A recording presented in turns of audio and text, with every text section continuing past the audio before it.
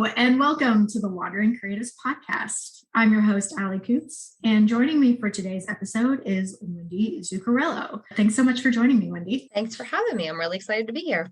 Yes, I'm extremely excited to have you on today to talk about your writing journey. You are an author, and I can't wait to hear kind of how you got started and then also how you balance everything, because your life is, I seriously don't know how you do it. You've got a full-time job, you're a vet tech, you've got 2 teenagers, which I feel like just those 2 things alone would be enough for a lot of people, like too much for a lot of people.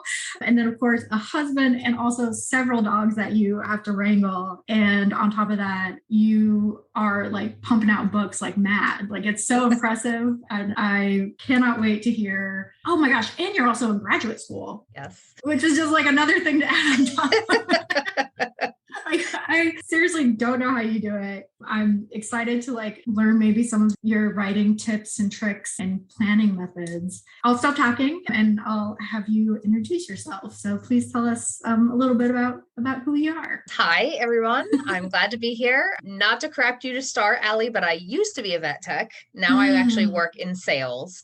Oh, that's right. I started off as a vet tech. I have my bachelor's in animal science from many years ago, and I did the vet tech thing for a long time until it got to the point where I got tired of getting beaten up on a daily basis by animals. So now I work a nice sales job. Like Allie said, I have technically 7 books out, 9 total. The last 2 are just compilations of the first 2 series that I wrote. I republished as their own novels.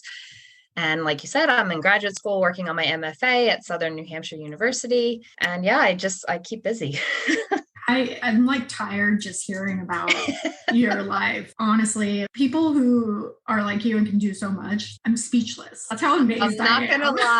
I'm not gonna lie and say that there aren't freak out moments or stressful moments. I'm a planner by nature. Everything is planned out. I know exactly how my week should look when it starts. It doesn't always end up that way, but there are definitely moments of, why did I sign up for all this? Why am I doing all this? But it comes down to, you make time for the things you love, and writing is a passion. My children are a passion, my family. So we fit it all in, and they're very supportive and help me along the way. Oh my gosh. Yeah, that is absolutely amazing. You mentioned that when you're at work, you're looking forward to getting home to start writing. And that's kind of like what keeps you motivated. That's just going to be like a really wonderful feeling to just be pumped to get home and be like, hell yeah, I'm going to write 3 chapters tonight. And just, I don't know, to have something that you're so into that you look forward to it so much that it makes your day job go by so fast. It does. And my husband will vouch for this. I'm very impetuous by nature. And when I have started a project and I know what I want the story to be, it becomes almost a race against myself. Like, I need to finish this. I have so much. And that's what's always in my mind when I'm walking, when I'm working, when I'm doing stuff with the kids at baseball games, watching my son. It's always, okay, where am I going to go with this next? And what's going to happen in the story? So it's when the project is active, it's always on my mind, and it's an anxiousness that sits there waiting for me to get to work on it next. Oh, I love that. It's like an itch in your brain that you have. It is. It really is. Oh, I have a follow-up question on that, but I'm going to save it for a little later.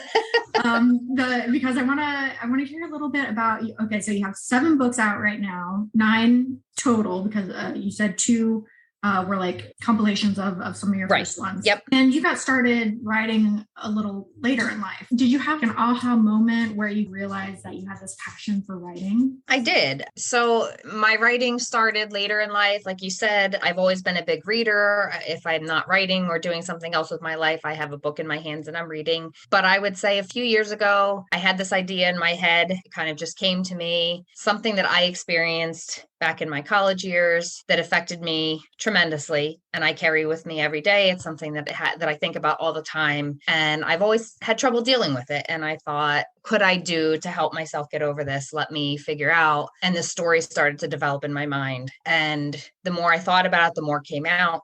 And so obviously it's a fictionalized story, but it's what I went through. And anxiousness kind of came over me. Like, I don't want that to be my first book. I don't want to start off like that. So then it became, what else can I write about? And again, something else that affected my life. And I said, let's start with this. So I took another story in my very first book, Finding an Anchor, and I kind of rolled with it. And the characters came out on their own. And I think we talked about this before in our own conversation, that the characters tend to take over your story and take it where they want to go, not where you plan. And the characters, it turned into a series. So the second book, that was my original idea, are characters that came from the first book that I really loved writing and became a part of me. And it just snowballed from there, and everything just kind of kept coming out. And then I'd get more and more ideas. I have probably about 6 or 7 notebooks laying around all over the place with just things jotted down in them, stories that are yet to come that I want to roll away with. And so that was my aha moment. It's my own story that I wanted to tell and that is move on from. Amazing. That kind of feeds into the question that I was holding off on, because you were saying when you start a project, it kind of sits there and you're like, I got to get on this. And so my question was, do you carry around like a notebook with you, or do you like take notes in your phone? Like, so when you're thinking about these things, how do you keep track of kind of all of your ideas? I have notebooks everywhere. I have notes in my phone. I have little paper notebooks that I carry in my purse or in my backpack or wherever I am. People tease me all the time because I'll be sitting at my son's baseball game and it kind of a light bulb goes off and I grab everything out and I just start writing as fast as I can to get it down before I forget what I was thinking. Even something as simple as something I want a character to say, like, wow, that really makes the point that I'm thinking about, and I jot that down. Mm-hmm. It does sometimes become difficult because then you have notes all over the place and you were like, oh, I wrote something down. Where did I write it? And you have to look through everything, rummage through everything and find it. But yeah, that's kind of the mind of a writer. I mean, you just have thoughts and you don't want to lose it, because as fast as they come, they can disappear. Yeah, I was curious because I do notes on my phone and have a little notebook. I keep one next to my bed because usually when my brain is like going wild at night, that's when I'm like, oh my gosh, that would make a great story. Yeah. I've woken up in the middle of the night because I was dreaming about something. And I'm like, oh my God, that's great. And I write it down because you never remember what you're dreaming about in the morning. So yeah, they're often more cryptic and hard to understand, but yeah, you write it down. You got to decipher the meaning of it in the morning. The way you started writing, like you had that experience that you wanted to kind of process and work through, and writing was a way for you to do that. And I think, or I feel like a lot of people have similar moments. Like I know personally, I like wrote as a kid, but then lost it for like years until my father passed away. And it was something that like, I didn't think I was dwelling on a lot, but apparently I was, because it was what was the catalyst to start writing again. Yeah. And it's turned into this project that is still in the works, but it's kind of like a fictionalized journey of like loss and mental health and kind of just processing all of those emotions in the story. I think a lot of authors are like that. And I'm a big supporter and believer of the fact that we write what we know, because that's what we're most comfortable with. And in my very first class in graduate school, I wrote a paper on it saying that this is why we do this. I mean, it's so much more real to work your own life experiences into your writing, because there's no better way to describe how somebody felt than describing the way you felt. And I don't want to talk about what the event was because it's kind of a big reveal in the second book. So you have to read it to find out. It's called Finding Forgiveness. What's the name of it? Finding Forgiveness. But it really is about learning to forgive yourself and learning to deal with these events that stick with you and live in your mind every day. 20 years later, it's something that you'll always think about. It's something that always stays with you. But having that experience, being able to write about it and describe my feelings is so therapeutic, but it's also more real on paper. It makes the experience almost worth it, so that you can describe it and let other people know that they're not alone, that there's people out there who have also experienced heartache and, need to know that it's okay to forgive yourself. So that's really what that book became about, for me at least. And it's one of the ones that I'm the most proud of, I think, because it's my story, Yeah. And it's kind of your first your first like book baby. It is. It really is. Yeah. So you write, I guess, we say like contemporary romance. Is that correct? Contemporary romance. I also do, two of my books are romance speculative blends where it works into futuristic settings, kind of a what if this happens. I actually pitched this to a publisher for my last one that I'm still waiting to hear back, as it's a Hunger Games with more of the romance, because when you call yourself a romance writer, it has to be about the developing relationship. Yes. It can't be about the other stuff. That other stuff is just supporting. And it really is. It's really about the relationship that develops between the two protagonists, but it's set in a what if nuclear war happened? What happens afterwards? So it's really, it becomes kind of almost a possibility. We don't want to think that, but it's possible. But it really, those characters are some of my favorite. And I think we talked about this before too, that your characters become your family. They become your babies and they're part of you. And I really hope if something happens with this one. If not, I'll publish it myself and throw it out there. But I really love the story. It's such a fun story.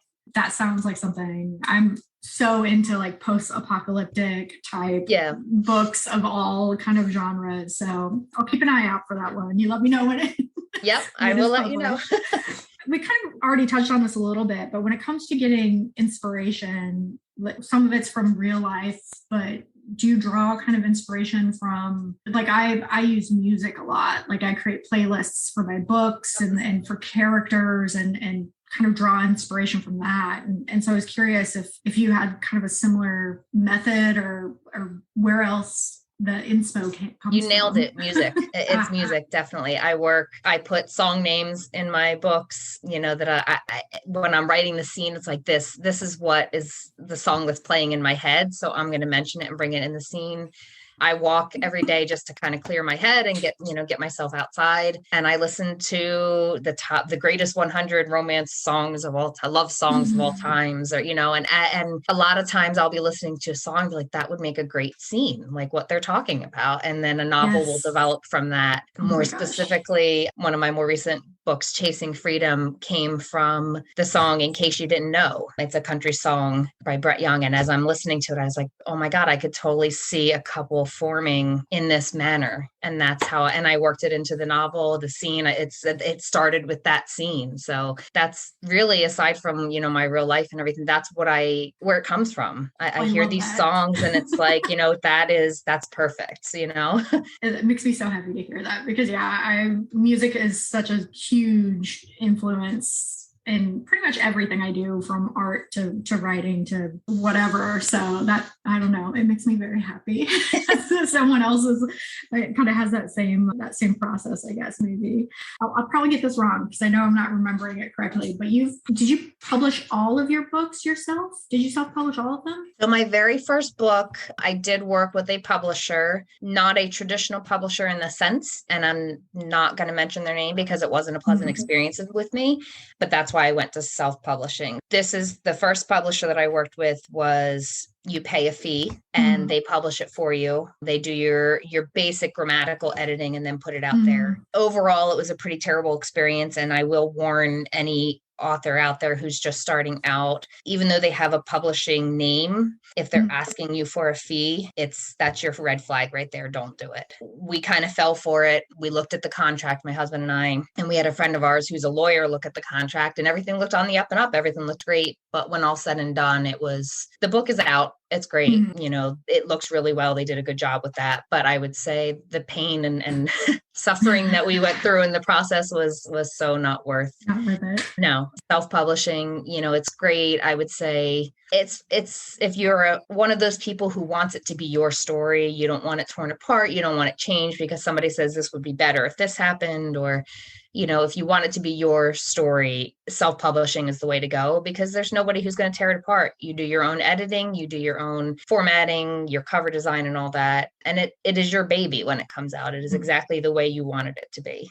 Do you know what goes great with listening to podcasts? If you said a warm drink, you're absolutely right.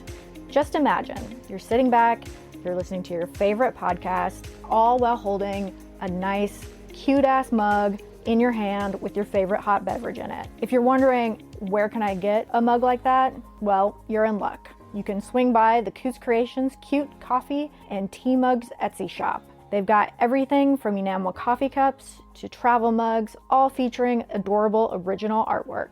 Head over to etsy.com/shop/Coots Creations and use promo code WANDER for 10% off any mug. Do you also read romance, or Oh my because God, you yes. kind of like live and breathe it, are you like, I don't want to, gotta read something else? Swear to you cannot be an author unless you read. I mean, Yeah. you learn as much as you can while you're reading, and you look at things differently after you start writing. So like I said, I've always been a big reader. I love speculative. I love romance, especially. I have my favorite authors that are go-tos that as soon as I get the little bling from Amazon saying their book's available, I'm buying them. After you become a writer and you start learning things, you tend to look at those books differently, and you think of them as, okay, I think I could do something like that. I think it could work. Or, I don't have the guts to do something like that.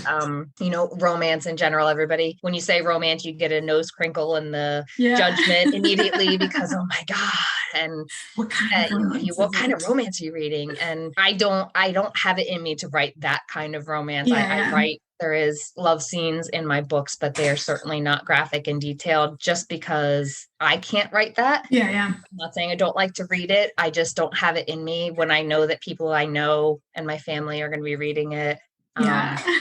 My daughter, who is my biggest supporter and my biggest editor, 15, I can't write that and have her read it. So you can still look at those and take things away from them. So you're constantly learning once you decide that you are a writer. And yes, I'm reading all the time. I gotta read more. My list of books to read are, oh my God. Oh yeah. Insane. I think that's everybody. If you're a reader, you always have a to be read pile that's bigger than, anything. It's huge. We kind of talked about that, like you kind of keep a notebook with you, or you take notes on your phone when you're like working through your stories or your book. And now I'm like, nowadays, again, I'm making myself sound really old now. Back in the day, right, you used to maybe do like an outline on paper, pencil of some sort, but now there are a lot of like different softwares out there. Like you've got Scriber and Dabble and a whole bunch of other ones. Do you use kind of any like softwares or anything, or certain planning techniques when you write? Or again, is it just kind of like you block out time, you sit down and you just let the characters kind of flow? So I did just buy Scrivener a few weeks ago. I have not used it other than playing around with it. I just honestly haven't had time. I have gone both routes of writing. I've done the pantsing, where you just sit down with a story idea in your mind and you let it flow. And like I said, it never turns out the way you expect it, but I think that's what's fun about it.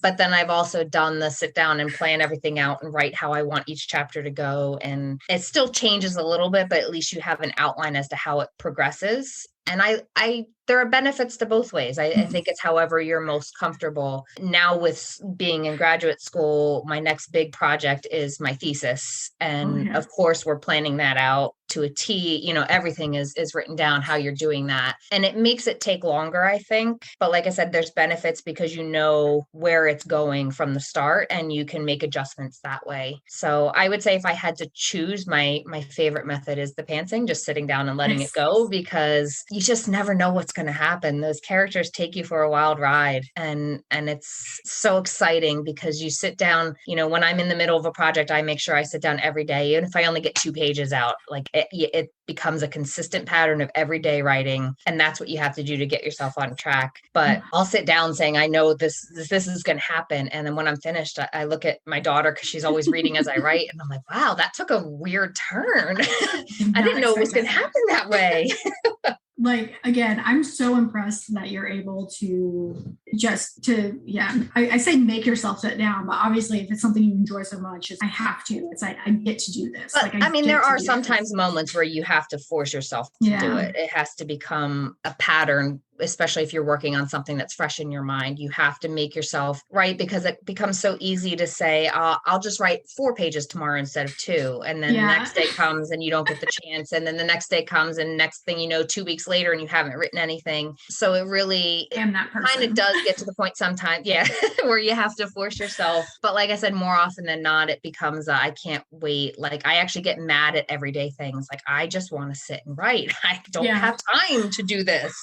I don't want to clean the house. I don't want to take the dogs out for a walk. I want to write. Like I just want to sit down and write my stories. Yeah. So it's a matter of balance and juggling and a lot of understanding and support from those around you, because they make sacrifices too. I mean, when you're so busy doing so many things, something gets in the way and something has to be sacrificed. So I'm truly thankful for everything that I get from my family and all the help they offer and their support. Yeah. We kind of touched on self-publishing versus traditional publishing a little bit earlier. You've done both. You first book was kind of traditional publishing, right, and you did self-publishing, and now you're kind of playing around with the idea of doing traditional publishing again. Right. Well, I have a few questions about self-publishing. What was your editing process like? Did you do it all yourself, or did your daughter do it? Is that right? No, I'm laughing because I'm actually in an editing class right now, and I hate it. I hate it because, you get set in your ways and you do things a certain way. My editing process literally is read it again, read it again, read it out loud, read it again. And I catch things each time I go. And it's kind of like the first time through, I'm looking for grammatical and Microsoft Word is great because it tells you, hey, this doesn't look right. Or, but then you get in arguments with Microsoft Word because you're like, no, I want it to be that way. And it argues back. So, I'm definitely learning in this class more appropriate ways to edit. But yes, when you self-publish, you are your editor. You have to make sure what you put out there is what you want out there. The good thing is you can publish it and then somebody can say, hey, did you know you spelled this wrong? Or, I actually, my daughter on one of my books, I don't even remember which one, she's like, in romance, you often alternate points of view between chapters, sides of the story. And it was in part of the series. And she goes, do you realize that you have so-and-so's name from the second book? And this was actually the third book in the series. And I was like, oh, shoot. So I had to go back in and fix that and then republish it. And I'm sure it's wrong on whoever bought it, whatever, it just happens. But I think that's also kind of an expectation when you're reading something that's self-published, as there may be errors. I'm not perfect. Nobody's perfect. Even things slip by editors sometimes. So, but yeah, that tends to be the process is read it over and over again afterwards. But I also edit as I go. So when I first log on to write, I start by rereading the chapter before and say, okay, well, I don't really like how that sounds now. It may have sounded good when I wrote it, but I have to change. You also tend to notice that I kind of giggled when you said I'm saying so a lot, because you notice when you write the same word, you tend to use the same words over and over again. So it's something every writer is guilty of. You just have to find ways to work around that. So that's my process, if you want to call it a process. But like I said, I'm learning and I'm hoping to pick up a few tricks as we go, and definitely looking into playing more with Scrivener and see how that works. Do you ever find that you get caught up in the editing? Like you were saying, you go and you read like the chapter before you move on to the new chapter. Do you ever find yourself just rewriting a chapter like just over and over again, or like editing too much? I haven't so far. And I don't know if that's because, like I said, I'm more a pantser where I sit down and it just kind of happens. I have never done like major rewrites, but I certainly have said, okay, I don't like the way that paragraph sounds, or I don't really think that fits in right there. And I've moved things around and done, but I can't say maybe I'm lucky, I guess, in that sense so far that I haven't torn something completely apart and said, nope, got to start over. Just got caught in like an editing circle of doom, I guess. And it certainly happens. I mean, you can read the same sentence 30 times and it just doesn't sound right, even though other people are saying, no, that it's right. Grammatically, it's right. It just doesn't make sense. So I definitely have gotten caught staring at the same sentence for a long time. Repeating it over. Trying to remember my third grade grammar. Like, is a contraction supposed to sound like that? Oh my God. My thing is when you look at a word so much that the word starts looking weird. And you're like, is that how that's spelled? Who spelled what is this word? The worst is me. when it doesn't get picked up on word as far as a spell. It's spelled wrong because it is actually a word. It's just not the word that you wanted it to be. And those are the ones you catch after you've published. It's why did Those I are the like worst. if you meant to type if, but it comes out as is, and you're reading so fast and you know what it's supposed to say, so you miss it. And oh my gosh, yeah, yes. those are the worst Oh because you're like, oh, I look so stupid. Those are, I think one of the reasons why I am so like weary and haven't published anything yet is because of that. I'm like, oh my God, what if I put something out there and the grammar is wrong or there are misspellings and but you know what? That's turd. There's always going to be somebody out there who's picking apart your writing for grammatical things or sentence structure, syntax, or anything like that. There's always going to be haters. There's always going to be someone who doesn't like your style. That's what you kind of have to accept and just ignore. My books are not bestsellers. They don't fly off the shelves. I have a few people who wait for each one to come out, but that's not the point. The point is be creative, get your writing done. Don't be afraid of the backlash and put it out there. It's what it's about. It's about telling your stories. It's about being creative and letting it fly. And I'm sure I'm going to cry the first time I get a bad review. And I'm sure I'm going to say I'm done writing and never do it again. But I think every artist, anybody who's creative goes through things like that. I love what you just said. The point is to share your stories and put yourself out there and be creative. That's what it's about. Yeah. It doesn't have to be a bestseller, because I think we get caught up on that nowadays with I gotta make money, and we kind of lose sight of I just want to do this to share it, to put it out there and to get my stories out. So I've always, my goal, and I'm a closet rereader. I have my favorite stories, and when I'm just want to not think about anything but read, I go back and I read my same favorite stories over and over again. And I've always said from the very beginning, if one of my books is that to somebody, then I'm complete. That's what I want. I want someone to say, I love that story and I just want to read it again and again. And if it happens, great. That's just would be the best thing in the world,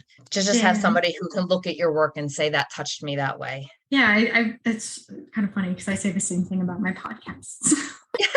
Like if one person listens to the episode and it inspires them or sparks something in them, then that is all I need. Yeah. So. And I'm that fangirl that if I find somebody's book that treats me that way, I send them an email, and whether or not I get a response or whatever, who cares? I just want them to know your work touched me. And that's big to me. And I love telling people when their work is that good for me. So I like that. If you had to name maybe one or two pros and cons, like self-publishing versus traditional publishing, what would some of those be? So for self-publishing, it's definitely that it's your work, it's your baby, and it doesn't change. I've done seminars through school where you meet with publishers and just to learn the process. And the first thing they tell you is don't be attached to your title, don't be attached to your sequence. We're going to look at it and we're going to essentially tear it apart. And it's because it's not a bad thing, because they're doing it the way the industry is expected and they want your book to be a success. So I would say that's kind of the pro for self-publishing, is that what you write is going to be out there and it's your story and it's the way you want it to look. The kind of, I guess, bad thing for that is you're your own publisher, you're your own promoter. Everything is word of mouth. So us small little indie authors depend on word of mouth to get your work out there. And that's how a lot of the authors that I read have started. They just kind of start putting books out on Amazon and they develop a following and they go from there. So, when you work with a big time publisher, obviously they're going to do the work for you. They're going to get your work out there.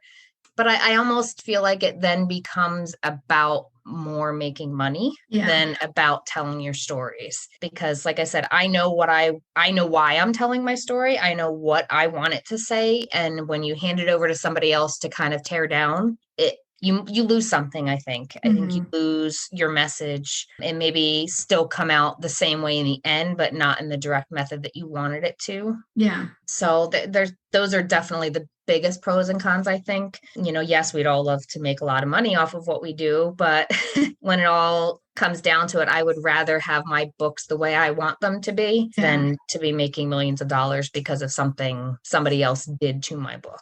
Very good points. What advice would you have for writers that do want to self-publish when it comes to that process? Is there anything kind of any steps or things to avoid? I would say the biggest thing is don't be afraid. Jump in both feet and do it. I have only used Amazon because it's very intuitive. It walks you through step by step. Biggest pain in the butt with them is formatting, but they help you along the way and they make it look pretty. I will definitely say you're going to put my information out there, but if you're considering doing it and you want some help, email me. I can certainly give you a walk through it. That's how I did it. I emailed one of the authors that I love, and she thankfully got back to me and walked me through the process the first time, which is what you need. You need kind of a helping hand to just say, do it this way. But it is very intuitive in general as far as that process. I know there are many other methods out there to do it, to work with, and I haven't honestly looked into them because it's worked really well for me going through Amazon. Yeah. Have you seen that? I'm just bringing all kinds of random questions on. That's okay.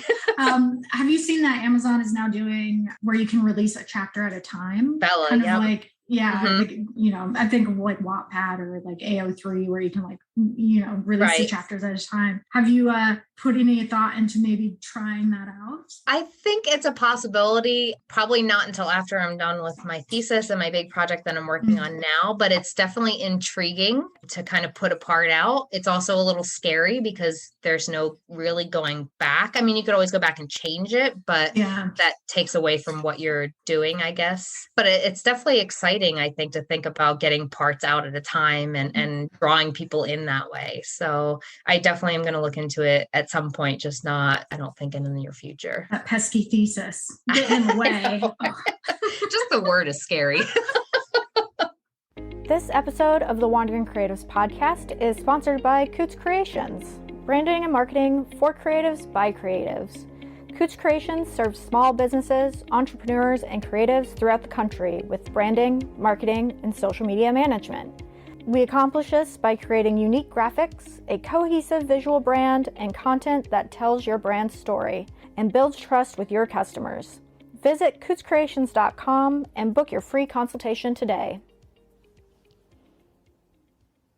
You spend on average about a month on each book. Like sometimes it's a little longer, but like usually it's about a month for you to write a book. And again, my brain is just like short circuits when I hear that. How do you do that? How do you organize yourself and find the time to sit down and hammer out these books? It's like I said before, it just comes down to my impetuous nature. Once that idea is there, once I have something on page, it's just race to get it out. It just has to happen. I can't let something linger because those characters want to live. They want to do their thing. And it becomes every night I would just sit down and write what I can. Some days it would just be one page. Some days it would be 2 chapters. It's just whatever you can get done. I've done weekends where I just sit and just pour it out because I just have to get it out, and it's 8 hours or 10 hours a day just writing. And I think that's just, I don't know if that's just me or if other authors do that as well, but that's, it just becomes, they need to live. They need to be out there. They need to do what they got to do. I want some of that. Like, I don't, that sounds so wonderful. Moments like that, I think, and glimmers of that. But lately it's been a force yourself every day to just sit down and write even just one paragraph. You'll get to the point where, okay, this is going somewhere. This has to keep going. And you may change things along the way. Things may change on their own. But once you get into that pattern of writing every day, it becomes a bug inside of your brain, and it has to get out. So besides sitting down, taking time every day, even if it's just a paragraph, taking time every day to sit down and kind of write, do you have any other kind of like tips or tricks for writers when it comes to finding that time to write? Like I said, it really is about making it a pattern, making it part of your schedule. When you build up that consistency, when you work to build that consistency, it becomes difficult for you not to do it. So it's just like exercising, I hate to say, but you make it a habit. Get to the point where you have to force yourself to do it, but then it becomes, you feel guilty if you don't do it. So once you get over that initial roadblock, I have to force myself to do it again, then it becomes fun. And I would encourage you to just exactly that, have fun with it and don't let it be a burden to you. If it comes to the point where it's a burden, then you do need to walk away for a little bit and let it sit, wait for your next inspiration. But I think if you have the ideas in your mind and they're there and they're just waiting for you to get them down, do it, don't take a step back, let it come out, let it flow and see what you get. Cause you might even surprise yourself. Yes. I love that. Is there anything that you're currently working on? Any books in the works that you can share with the listeners? So my big idea, my next big book that's going to come out is my thesis, and it's a love story. It's interesting for me because my protagonist is going to be deaf, so she's only going to be able to communicate through sign language, and so that's your first roadblock. But this is also a speculative blend, so the setting, not to give too much away, is in the future after something that's been lingering for a while happens and life as we know it has completely changed. So these people are going to be beyond what we know now. And what is normal for them is what they've grown into. So it's definitely a challenge, I will say, because a challenge, but also fun. I think that's part of the fun of writing speculative versus, say, historical romance, where you have to get the facts right. When I'm writing in my own speculative world, I make my own rules. And as long as I follow my own rules, it makes sense. So the challenging part is to make it believable and relatable without making it too far-fetched. Mm-hmm. So we're not talking aliens or vampires or anything like that. We're talking futuristic, real possibilities. And I'm really excited. I'm just right now doing my character outlines where I want them to be when I start the novel and where I want them to be when we finish, because everybody changes, everybody grows. So that's what I'm working on now. And it's really, really exciting. That sounds awesome. Well, again, I will read that. That's right where like what I like to read. So I'll be watching. There you go. You should check out. So my second series, it's called Fighting for Life and Love. It's also a futuristic, real possibility type of situation, romance. And that was extremely, extremely fun to write. And if you do ever read it, I'll have to tell you the story of where it came from, because it started with a very particular scene in my mind and it kind of snowballed from there. So check that out. That makes me want to read it even more, because then I can get the like behind the scenes. Yeah. Where it done. So that's podcast episode 2. Yes. We'll go behind the scenes. Yes, behind the scenes. So where can folks find you? Like, where can they find your books and social media, website? So I have my own Amazon page. Just search my name, Wendy Zuccarello. And I know most people can't spell that. So it will be in the episode it will be in there. Okay. If you go to my website, which is wendyzucauthor.com, everything is listed there with links to where you can buy all my books with details and descriptions. I also on social media. Twitter is # Wendy Zucauthor. Facebook is just Wendy Zuccarello. And I love to hear from anybody. Suggestions, definitely write reviews. I urge you to do that. Yeah. Like I said, indie authors like myself depend on word of mouth. So important. Just let people know if you read something and liked it. Just, you don't even have to write a paragraph. Just write 5 stars. I'll take that. And tell your friends, because that's how we get our stories out there. Oh my gosh. Thank you enough for being on the podcast today. Like it is so much fun talking to you, both on the pod and off the pod. I've really enjoyed our conversation. So thank you so much for joining and sharing your story with us all. Thank you. Thank you for having me. I had a lot of fun, and it's just great to tell your story. So check them out, please. Yes. And as Wendy said, you can find her on Facebook, her website, wendyzucauthor.com. And of course, I'm going to put all the links to her social media and other pages in the episode description, so you can easily navigate to those pages. I would highly recommend checking it out. And like she said, drop a review. it's very similar to what I say about the podcast. You got to like, share, rate, review. Exactly. Same goes for authors. It's extremely helpful. And yeah, and there's links on my website for your podcast too. So there you go. Check it out. Support. We need it. We want it. With that, I'd like to, again, thank you, Wendy, for joining me today. And I'd also like to thank listeners for tuning into today's episode. And to my fellow NaNoWriMo folks out there, keep writing. Good luck. Got this. We can do it. And hopefully this episode brings you a little inspiration during your push. If you have questions, comments for me or for my guests, you can call or text us on our hotline, 252-419-6004, and we will answer your questions on a future episode of the podcast. Be sure to like, rate, and review the pod. And of course, you can follow us on Instagram at wandering_creative_ and visit our website, cootscreations.com.